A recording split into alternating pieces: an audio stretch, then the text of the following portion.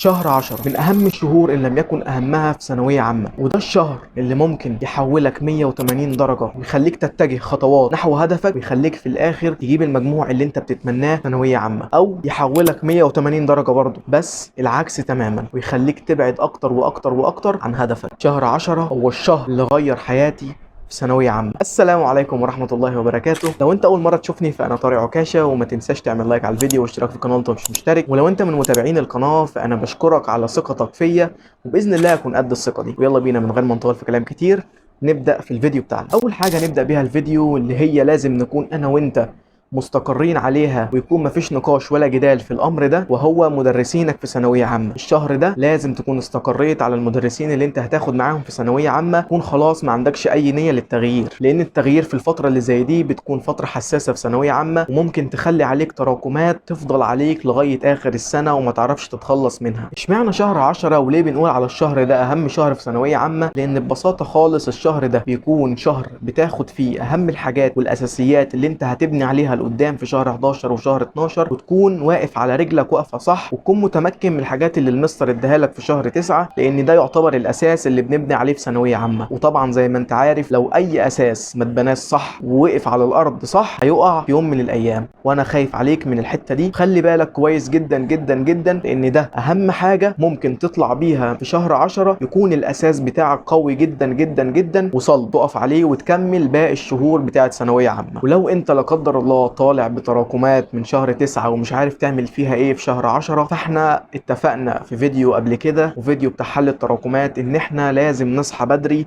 عن يومنا الطبيعي، نذاكر فيه التراكمات من ساعة ل3 ساعات لو انت حابب تخلص فيه كل التراكمات اللي عليك، بحيث ان انت تخلص اكبر عدد من التراكمات واكبر كمية ممكن تخلصها في ال3 ساعات دول، فتيجي في اخر الشهر ما يكونش عليك اي تراكمات خالص، ويعني كده تبقى ماشي في المنهج زي الفل. انا مش عاوز اكبر لك الدنيا واخوفك واقول لك شوف ايه اللي حصل في شهر 10 وواحد ما ذاكرش في شهر 10 ما جابش مجموع، والكلام اللي هو ايه تقيل على قلبك، وكان تقيل على قلبي ساعتها وانا بسمع الناس اللي كانوا مروا بالتجربة دي. فهي الفكرة انت ما تخافش، شهر 10 هو شهر مهم، وشهر مهم جدا كمان اللي انت تمشي فيه على الخطوات اللي تخليك تبقى كويس جدا في الشهور اللي بعد كده. بس لو انت بتسمع الفيديو ده اي شهر غير شهر 10 وانت لا قدر الله لسه ما جبتش الحاجة اللي انت نفسك فيها، او عليك تراكمات، او لسه ما مشيتش في المنهج بيرفكتو يعني، وفي اي مشاكل حاصلة بينك وبين الدراسة، فما تقلقش خالص، انت تقدر تعمل اي حاجة في اي وقت، وسيبك من اي كلام بيتقال وابدأ من دلوقتي، لان الفرق بينك وبين اللي وصل ان هو اول ما فكر بدأ، فانت عاوزك تبقى زيه، ابدأ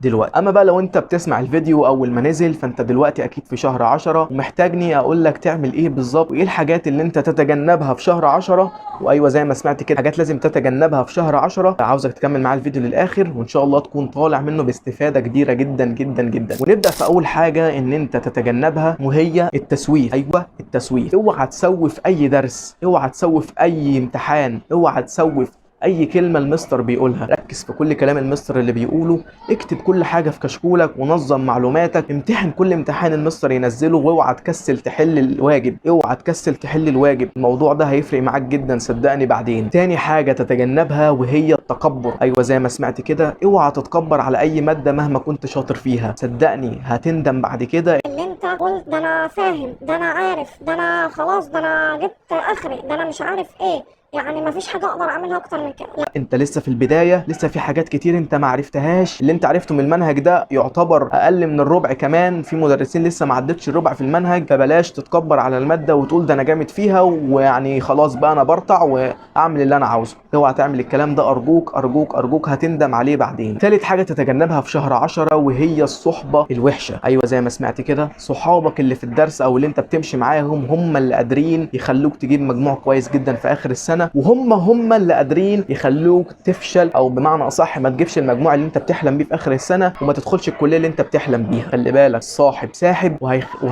وهيجرك لحاجات كتير قدام انت مش هتحس بيها. صاحب ساحب يعني مش هتحس ان هو بيسحبك، لان هو هيسحبك واحده واحده، مره، فحسيت ان دي اشاره. مش هتاخد بالك صدقني. فنقي اصحابك كويس جدا جدا جدا، وخلي بالك من النوعيه اللي انت بتصاحبها. اي صاحب يقول لك يا عم فكك يا عم مش عارف ايه المره الجايه، طب بلاش المره دي، امشي بعيد عنه من دلوقتي. رابع حاجه واخر حاجه هنقولها في الفيديو ده، وانا يعني زعلان جدا ان الفيديو خلص او بيخلص، لان والله العظيم بتوحشوني جدا جدا جدا.